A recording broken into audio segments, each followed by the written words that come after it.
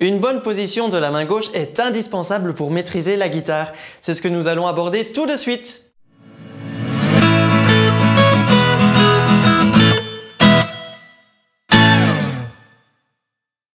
Salut à tous, c'est Robin Mace. Premièrement, nous allons définir une bonne position pour la main gauche et ensuite nous allons apprendre comment et où appuyer avec les doigts pour gagner en efficacité. Pour terminer, je vous proposerai quelques petits exercices à pratiquer.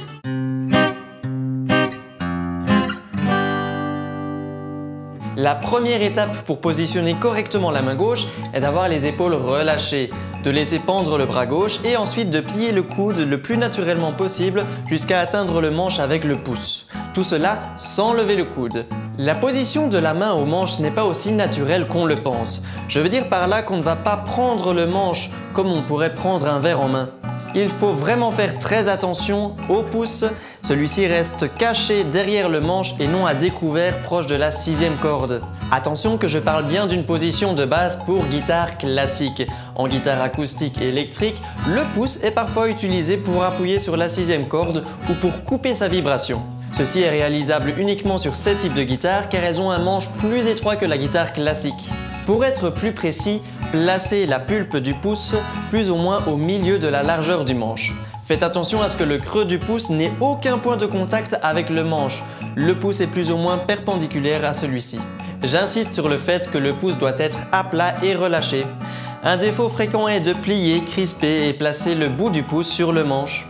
Vérifiez aussi que vous ne touchez pas le manche avec la paume de la main. En fait, la pulpe du pouce est l'unique point de contact avec le manche.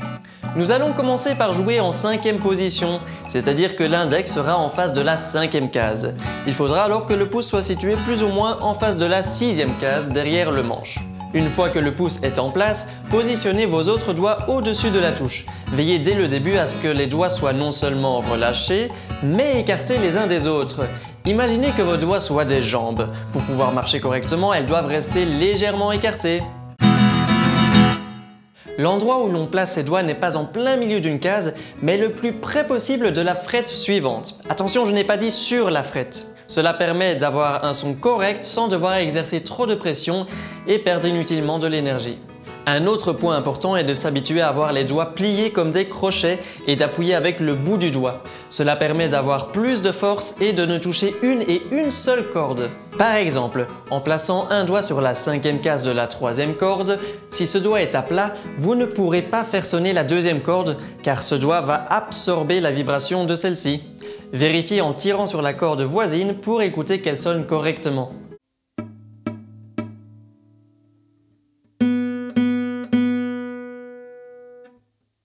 Un dernier conseil est de bien couper les ongles à ras pour éviter d'être ennuyé par ceux-ci dans vos gestes ou de griffer la touche du manche. Après avoir placé correctement le pouce derrière le manche en face de la 6e case et les autres doigts écartés au-dessus de la touche, posez l'index sur la 5e case de la 2e corde. Faites bien attention à ce que le 2e doigt, le majeur, ne vienne pas se coller au premier doigt, l'index, pour lui prêter main forte, enfin, doigt fort. Le bout du doigt devra être en pointe et près de la 5e barrette. Tirez à présent la 2e corde avec la main droite pour écouter comment ça sonne. Si le son n'est pas bon, qu'il y a comme un bzzz comme j'ai l'habitude de dire, vérifiez si le doigt est assez proche de la barrette et si ce n'est toujours pas résolu, ajoutez un peu plus de pression jusqu'à ce que la note sonne correctement.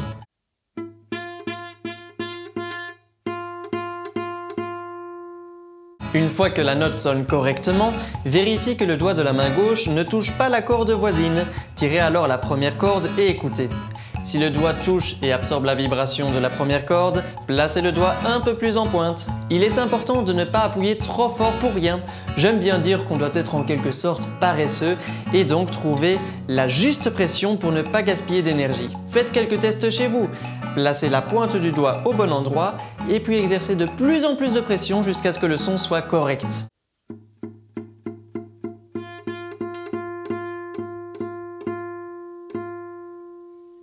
Je vous propose de refaire le même exercice avec chaque doigt de la main gauche en changeant de case en fonction du doigt utilisé.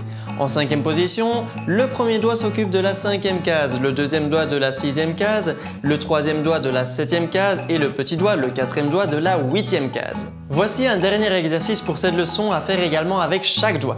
L'exercice consiste à jouer la deuxième corde à vide premièrement, et puis de poser un de vos doigts de la main gauche sur la case qui lui est attribuée et de tirer une nouvelle fois sur la deuxième corde. Ensuite, soulevez votre doigt, pincez la corde, reposez le même doigt, repincez la même corde. Faites cet exercice en boucle. Essayez de réduire le temps entre le mouvement du doigt de la main gauche et celui de la main droite. Le but sera d'exécuter ces mouvements presque en même temps. Essayez donc d'arriver à tirer la corde tout de suite après avoir placé ou retiré le doigt de la main gauche. Attention, je n'ai pas demandé de jouer de plus en plus vite, il faut juste essayer de mieux synchroniser les deux mains.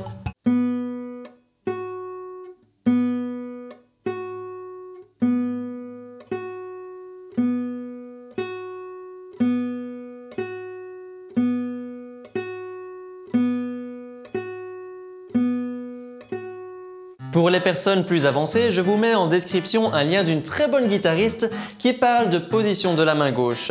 Elle propose d'autres exercices plus compliqués vous permettant de vérifier si votre position est efficace. La vidéo est en anglais. Et voilà, c'est terminé pour cette leçon. Dans la vidéo suivante, nous apprenons quelques nouvelles notes jouées sur le manche. Abonnez-vous si vous souhaitez en apprendre plus et partagez cette vidéo avec un ami ou un élève qui pourrait mieux positionner sa main gauche. Ciao!